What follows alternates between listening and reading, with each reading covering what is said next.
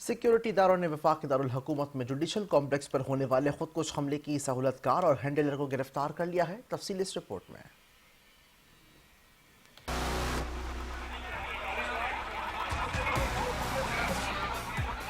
ذرائع نے بتایا کہ خودکش حملے سے قبل سہولت کار اور خودکش بمبار دونوں نے جوڈیشنل کمپلیکس کی متعدد بار ریکی کی تاکہ حملے کی منصوبہ بندی کو حتمی شکل دی جا سکے۔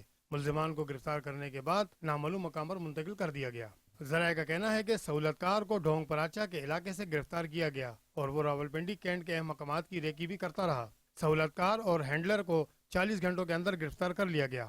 قبل ازیں وزیر مملکت برائے داخلہ طلال چودھری نے بتایا کہ اسلام آباد کچہری پر ہونے والے حالیہ حملے کا خودکش بمبار افغانستان سے تعلق رکھتا تھا۔ ابتدائی تحقیقات سے یہ بات سامنے آئی ہے کہ حملہ آور نہ تو پاکستانی زبان سمجھ سکتا تھا اور نہ ہی پاکستانی کرنسی کے نوٹوں سے واقف تھا۔ یاد رہے کہ اسلام آباد کی کچہری پر منگل کو ہونے والے اس خودکش حملے میں کم از کم 12 افراد جاں بحق اور 36 زخمی ہوئے۔